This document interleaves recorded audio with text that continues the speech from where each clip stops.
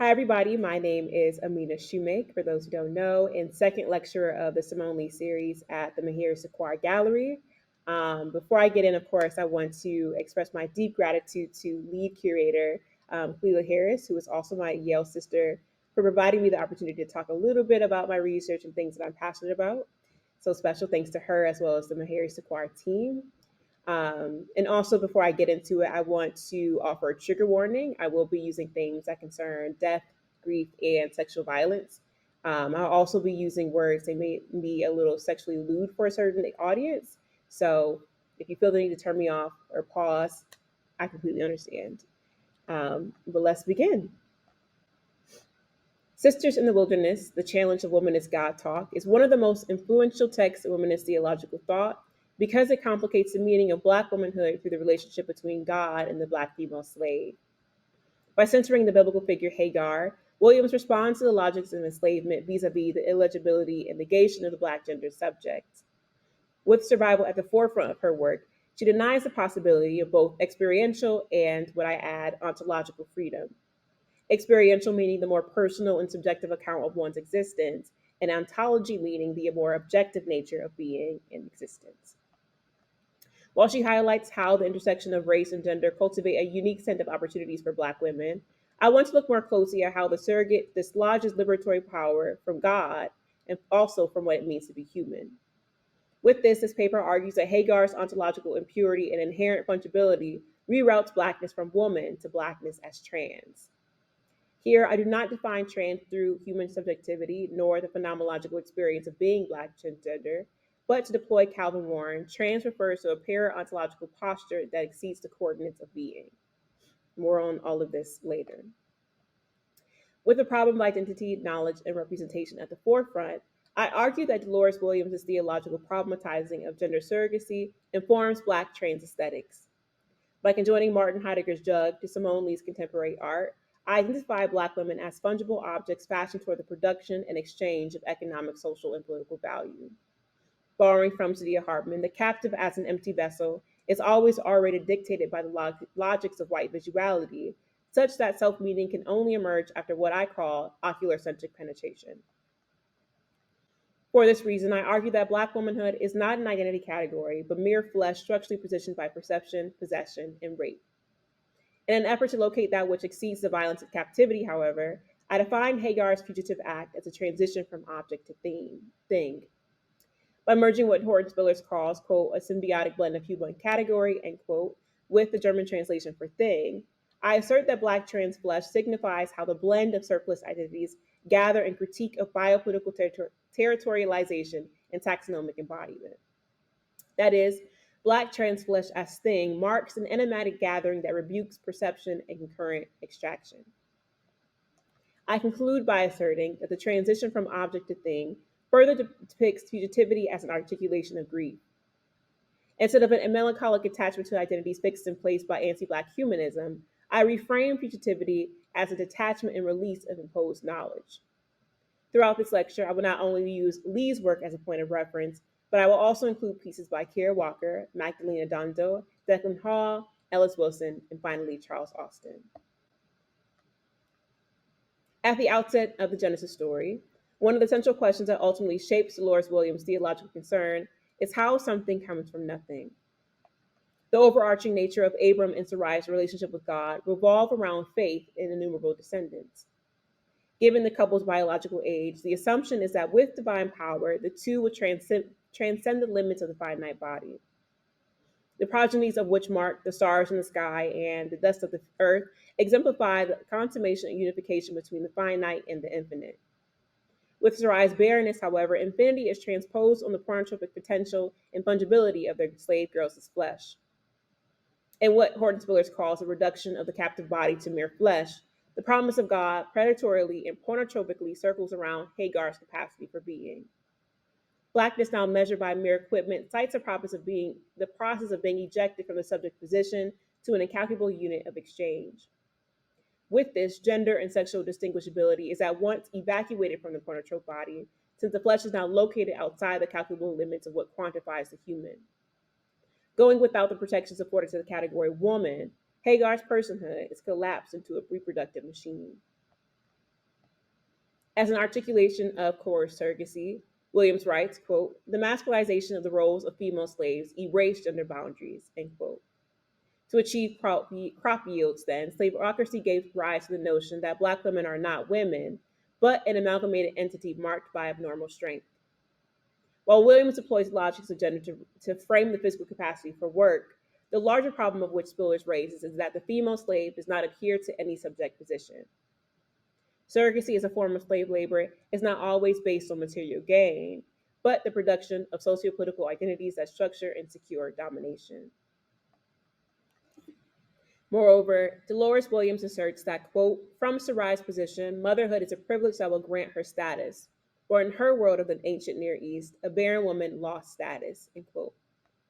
With this, Hagar does not only operate as surrogate for Sarai's womanhood, nor does she only mediate the promise of God. To deploy Spillers' analysis of American slaveocracy, the gendered subject transposes barrenness on the ungendered object, ultimately rendering the slave incapable of producing on her own terms. Surrogacy as an act of dejection situates Hagar on the outside of the conditions of self-possession and outside the category human in order to position her as an ontological womb. While I do not intend to conflate ontological negation with the inability to produce biologically, the central challenge again concerns how something can emerge from absence. By characterizing Black female flesh ungender as a coerced surrogate for being, the captive becomes a vacuous space for ocular-centric penetration. That is, the female slave becomes a fungible object fashioned according to the will of her owner. This is precisely what defines a jug. In The Thing, Martin Heidegger argues that form is not what determines the jug's meaning. By defining the jug through the vessel's flesh, it is its emptiness that defines its essence. Said differently, it is what the emptiness receives and gives that makes it what it is. By borrowing Zakiya Iman Jackson's terms ontological effacement, I would argue that the simultaneous thinning and erasure of Black beingness centers the jug's essence in the plasticity of the vaginal canal, because, again, to be emptied is to become fungible toward multiple uses. In thinking with Simone Leigh's 2019 piece entitled Jug, I question how perception effaces the meaning of Black womanhood. Although its form distinctly features the female physique, I am not rushing to name Leigh's jug woman, but a vessel whose forced openness links ungendered flesh to penetration and submissiveness. In the case of Sisters in the Wilderness, the raping of Hagar thus becomes an ecstatic tool wherein the subject Abram gains interiority through the captive's ejection. By interiority, I'm referring to the conjoining of desire and self-knowledge in a liminal space blocked from view. The dejected slave is therefore emptied of self-meaning because by being casted outside, the fact of her existence relies on the logics of being seen. That is, the meaning of Black womanhood relies on racialized transparency and recognition. Moreover, with the jug's handle on display, Simone Leigh announces the legacy of commodification, possession, and effacement. The presumption is that the jug's physical contours makes a woman woman, but if the jug's essence lies not in its form, then should the meaning of Black womanhood defer to mere perception? If objectification implies surrogacy, then the problem is not that we see the woman being made into an object, but that we see the object as a woman at all. If the logics of property designs the female captive towards what she receives and what she gives, then are we looking at a woman or a captive possessed by womanhood? When looking at Simone Leigh's sculpture, I paired the question posed by Christina Sharp. I not only ask, is it a woman or a jug or a vessel, but is it a jug, a vessel, or an orifice? While their defining traits are inseparable from one another, an orifice, that is the open end of a vessel, marks the fetishization and sadomasochism active in the formation of racial and sexual difference. To return to Sisters in the Wilderness, Williams writes about how white women slave masters determine the well-being of their slaves. The Old Testament scripture, Genesis 16:6, reads, quote, your slave is in your power, Abram said. Do to her as you please. Then Sarai dealt harshly with her, and she ran away from her, end quote. In the history of U.S. plantation systems, slave mastery is often read through the patriarchal power wielded by white men. To be fair, this biblical text is not in any way Western nor American, and yet still Sarai's economic investment in her slave's reproductivity makes Abram an extension of her power, not the other way around. Certainly, Abram is the one who performs the physical acts of sexual violence, yet Sarai's desire for true womanhood is underwritten by similar logics, that is, the fetishization of Blackness as an orifice. Fetish, defined as an obsessive compulsion, links sexual pleasure or gratification to a particular object. For Anthony Farley and the Black Body as Fetish Object, pleasure is satisfied by the production and consumption of images that reaffirm dominancy. Given that the Black body is the vessel through which pain eroticizes power, the sight of Hagar's suffering makes sovereignty a site of arousal. The emphasis here is that the act of torture makes humanist identity categories legible by obliterating Blackness's claim to representation. With this, I add that Sarai is not simply tormenting Hagar's body, but in return to Sakia Iman Jackson, she is stretching and thinning the flesh so as to become an opening that fortifies the boundaries between sexual primitivity and the cult of true womanhood. The juxtaposition of Kenyan ceramicist Magdalene Adundo and Black American artist Kira Walker helps illustrate this argument. Adundo's jug portraying the outer labia and Walker's watercolor painting representing the inner speaks to the genitalization of Black bodies, wherein personhood is demarcated by flesh excessive to the moral purity and piousness of white femininity. Where the essence of white womanhood is located in her facial features, Blackness is epistemologically encased by what's down below. Created in 1987, this terracotta jug's base is fundament to the neck that flares out toward an almond-shaped rim. The jug slips frame an interior cavity that invites curious viewers to see what's inside. Another asserts that, quote, rims enable you to imagine being part of the void that is inside, the fullness or the emptiness. The rim leads you to be curious. It is also an edge that enables you to think of the fragility of the pot, end quote. With this, the object's ability to be represented lies in the subject peering through its partial opening. By wanting to know what's inside, the subject then deploys their imagination so as to inhabit the jug's space and confirm what they see. Through ocular-centric penetration, then, the jug becomes means by which self-knowledge is carried and transported. Kara Walker's piece entitled A Ship of Fools affirms Adundo's pottery by connecting perception to the genitalization of Blackness.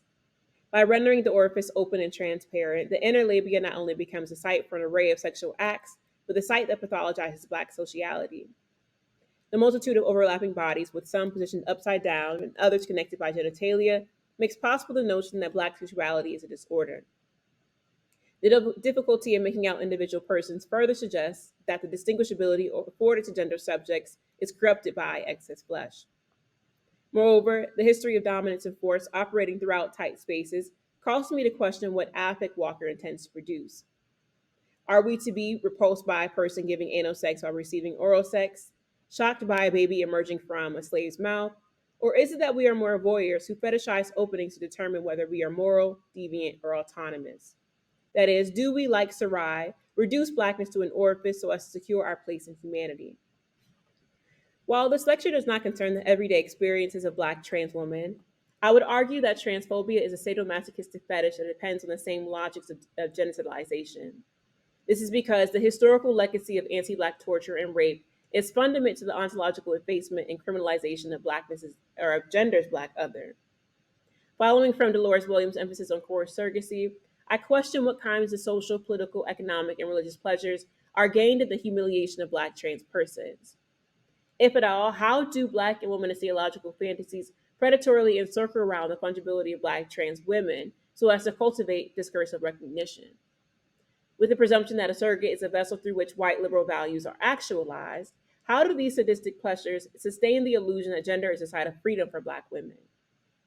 If you allow me a moment of bluntness, the jug is a trans aesthetic for the same reason that Hagar is a slave. Not because it is in possession of gender, but in the words of Saidiya Hartman, it is possessed by it. So far, this lecture has investigated the meaning of Black womanhood determined by the framework set by surrogacy and objectification.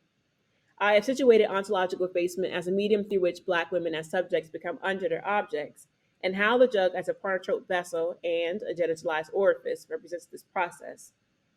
In light of Hagar's torture and consequent escape, however, how does fugitivity mark the transition from object to thing? Particularly considering the problem of mobility made transparent by Kara Walker's depiction of a tight vessel, how does Black womanhood escape taxonomic captivity? The ontological difference between an object and a thing is that a thing exceeds the epistemological enterprise operative throughout racialized perception. When Heidegger signals the jug's emptiness, he is referring to its thingliness, or the enigmatic gathering of that which escapes perceptibility. For the sake of this paper, however, Black women's thingliness marks a para-ontological blackness that evades the order of both being and form. In the case of blackness, Fred Moten, by way of Franz Fanon, refers to para-ontology as something that outlaws explanation. Again, the problem with captivity is that Black women's beingness is always already determined by the logics of white mastery and desire. Black women reduced to nothing renders desire and self-knowledge impossible beyond the mechanisms of power and force. Yet nothingness does not mean empty or devoid of content, but an impossible criminality that exceeds the bounds of normativity. Moten puts it this way, quote, "What's at stake is fugitive movement in and out of frame, bar, or whatever externally imposed social logic. A movement of escape, the stealth of the stolen, that can be said, since it adheres in every close enclosed circle to break every enclosure." End quote. The transition from object to thing therefore relies not only what holds us, what we call body, what we call home or church, but releases us toward the search of alternative modalities of existence. Moreover, the German translation for thing additionally articulates social formations that dislocate blackness from biopolitical territorialization. Thing defined as, quote, "a gathering over contested matter," end quote, implies that Black femininity is not solely a static identity category, but a verb that assembles the juvenile, the deviant, and disordered. Though the pornotrope body is dispossessed by being forced to receive and hold these taxonomies, I would argue that what remains is the thingliness of Black flesh. In response to Heidegger's assertion that, quote, "the holding of the vessel occurs in the giving of the outpouring," end quote, Moten suggests that, quote, "sometimes what is given is a refusal," end quote. Thus, to pour out from the surrogated absence creates worlds by bringing to presence what was once concealed. In the act of giving, the jug refuses transparency by retaining its emptiness. However, I want to draw attention to not what stays behind, but surplus flesh that escapes at the same time of its pouring. That is, surplus flesh that threatens the world of knowing and being in the act of fugitive flight. Due to the ways fugitivity concerns those who move under the guise of invisibility, the question how something comes from nothing takes a different angle. Stealing away to become no thing names the process that not only dislodges Blackness from the teleological demands set by gender boundaries, but it dislocates the gender body from having liberatory power. By escaping into the wilderness, Hagar's lawless flesh eclipses meaning and transitions from determinable object to illegible thing. For clarity, Hagar is still Black, which is to say that she is still a slave.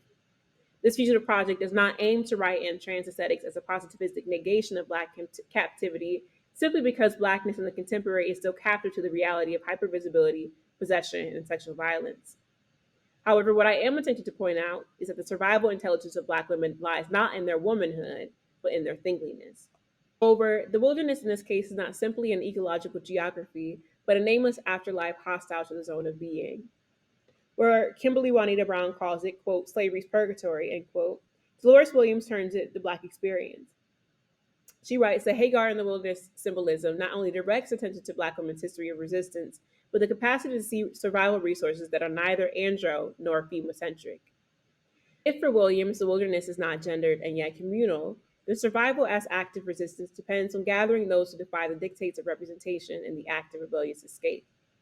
For this reason, I argue that the transition from object to thing depends on existential indeterminacy. Between meaning and meaninglessness, transition marks the process of desedimentation, where what was once received in core surrogacy no longer validates self-knowledge nor motivate the desire to survive. To be clear, I'm not arguing that Black women must give up womanhood and become trans, though I am curious to know what forms of resources emerge in the relinquishing of rigid identity politics and what gets released in the gathering of those transitioning between this and that, here and there. To continue with the Genesis narrative, chapter 12, verses 7 through 10 illustrates Hagar's encounter with God. Verse 7 reads, "The angel of the Lord found Hagar near a spring in the desert. It was a spring that is beside the road to Shur. And he said, 'Hagar, slave of Sarai, where have you come from and where are you going?' 'I'm running away from my mistress Sarai,' she answered. Then the angel of the Lord told her, 'Go back to your mistress and submit to her.' The angel added, 'I will increase your descendants so much they will be too numerous to count.'" End quote. Utilizing the Williamsian hermeneutical lens, this passage affirms that God is no liberator God. Theologians who are committed to a liberationist reading would submit that Yahweh's sight shows a concern for Hagar's well-being, given that her return to the house of Abram would guarantee her child's rights and inheritance. With that, I would respond that recognition is not the same thing as care, nor is it the pathway to freedom. If inclusion is the basis for which Black labor is exploited, Black women cannot come into the freedom of beingness by appealing to representation. Particularly considering how I've exposed the logics of ocular-centric penetration, divine perception only tightens the yoke of bondage. Interestingly, Williams still maintains that Hagar's encounter with God and subsequent naming substitutes for male authority. From this bestowal, Hagar names God according to God's perceived nature. Quote, "You are El Roy. Did I not go and see and hear after him who sees me?" End quote. With this, one may signal the slave's capacity for rational autonomy characteristic of a free subject. Yet perception is not the bestowal of gender authority, but the consolidation of God's dominance over the fungibility of the transmasculine flesh. In short, naming does not secure Hagar's power, since one, masculinity for the captive is not inherently powerful, and two, divine recognition only pronounces God's pornotropic desire. Moreover, Williams adopts Helmer Ringren's discussion of the names of God and contextualizes the deity with Hagar's Egyptian heritage. The God who sees thus proceeds from, quote, Egyptian myths associated with the god Ra, end quote, wherein creation comes into being through the eye. Moreover, Williams adopts Helmer Ringren's discussion of the names of God and contextualizes the deity with Hagar's Egyptian heritage. The God who sees thus proceeds from, quote, Egyptian myths associated with the god Ra, end quote, wherein creation comes into being through the eye. The Hebrew transliteration of eye gestures towards the spring in which Hagar encounters the Lord. Ayin, meaning spring, further contributes to Williams' analysis, since this source of water, suggestive of both an eye and an open mouth, collapses divine perception into consumption. The God who sees thus aims to devour those who trespass the boundaries between the world of man and uninhabitability. Given that the ungendered thing lacks a place within the coordinates of beingness and cannot represent itself from the basis of a coherent identity, what does God see if not a reflection of violent desire? Who is God if not a slave catcher that salivates over Black X's flesh? In this case, Hagar is not a thing, but an object captured within the logics of exchange and consumption. And what is therefore revealed is not God's concern for Hagar's freedom per a womanist liberationist reading. Rather, the pleasure of the mouth marks divine investment in her pornotropic potential. Arguably, then, El Roy, like Sarai, fetishizes Blackness as an opening for the creative production of infinity. To continue, the fungible body poses a problem to what would have been a benevolent scene. On one hand, the provision of water as a survival resource extends the captive's life, but in doing so, it only preserves God's investment in the house of Abram. On the other, drinking from the spring as an expression of self-care reestablishes her vulnerability to further exploitation. I admit that fugitivity as a search for freedom will always fail to sever the tether that binds the surrogate to ongoing devastation. That is, if freedom is determined by citizenship, property ownership, representation, and free will, then Black women as fungible objects will always be a jug, a vessel, and a whole. This scene further stages an encounter between the sovereign I and the subhuman other. By sovereign I, I'm referring to the Western philosophical and pseudoscientific project that situates the autonomous and rational man as a central figure of humanity. Yet these characteristics alongside self-definition and individuality are the biggest ruse of the century. What womanist and Black feminist theories have set up for us is that sovereignty is not without the process that includes and disciplines access flesh. To therefore receive water from the string further situates oneself as a surrogate for being. And yet, ultimately, what remains to be true and what I find extremely interesting is that the provision of resources becomes an orificial exchange. When Hagar drinks from the spring, she concurrently consumes the divine eye while divesting from the logics of possession and exploitation. Said differently, she reenacts her consumption and releases the memory of death and dejection. At the same time that water temporarily alleviates corporeal need and unmet desire, it triggers a recognition of onto-epistemological absence and loss. In Scenes of Subjection, Sadia Hart refers to this as counterinvestment or redressing the paying body. She asserts, quote, redress is a remembering of the social body that occurs precisely in the recognition and articulation of devastation, captivity, and enslavement, end quote. If then the feeling of loss dispels the illusion of freedom, then what I think Hartman is telling us is that the feeling of freedom both mutes the recognition of loss and tampers the sound of pain flesh. With this, there is something to be said about Black women's emotional attachment to normative womanhood, precisely because there is a thin line between our sentimental appeal to gender freedom and the onto-epistemological dictates of imperial anti-Black patriarchy. Moreover, if counter-investment reenacts the forced transition from subject to object, then drinking from the site of violation also marks the transition from object to thing. At the outset, the pain made present in the act of redress emerges by grieving that which is no longer legible to the standards of rational humanity. Memories that attend to the loss of safety, wholeness, and self meaning mark an epistemological shift that temporarily releases the flesh from its captive hold. Redress thus becomes an act of mourning that gathers forms of knowledge accessible to the sovereign I, such that what is released in the articulation of pain not only consumes imposed meaning, but fugitively reroutes the object towards something unknowable. Ultimately, Black trans-fugitivity, as it operates through Black women's thingliness, marks the painful relinquishing and destruction of rigid categorization. The next three art pieces return to the jug, the vessel, and orifice to detail the relationship between the reception and fugitive outpour of Black thingliness. Exiting the steps of the 16th Street Baptist Church, an unnamed woman reaves the bombing of Denise McNair, Adam A. Collins, and Cynthia Wellesley. With eyes shut and mouth open wide, death, pain, and memory gathers and slips past her lips. This release marks an ecstatic moment where what is absent and unperceived settles and desediments the fixed and unregulated body.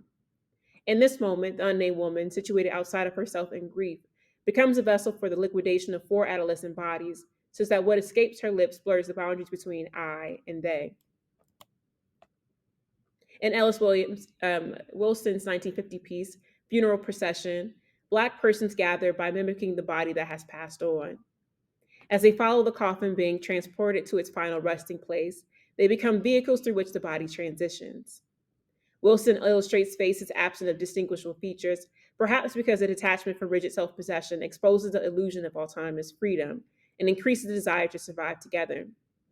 Though life outside is always a funeral, the social body travels unmoored by enclosed property. Charles Austin's 1936 piece, Midnight Vigil, tells what it means to inhabit a place outside the world's eye. Under the cover of the night, individuals gather over someone who is likely passed away. In nocturnal observance, the prayerful have stolen away to keep watch over what is no longer present and what is no longer legible. Blanketed by the light of a single lamp, this small assembly express a range of emotions out of the recognition that their loved one no longer belongs to this world. For their own reasons, some pray, some wail, and some keep silent. Yet the act of gathering over bodily remains is to also linger outside of the carceral dictates of human individuality. They do not become one social body, but a flesh of memories whose collective pain announces the desire to do and be elsewhere. While we may never fully comprehend what we've lost and how we've lost it, how might we gather in the knowledge that something is missing? What illusions of gendered freedom might we release in the act of gathering? And what might be destroyed in the escape from such illusions?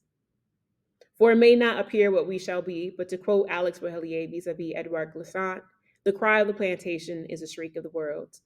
Thank you.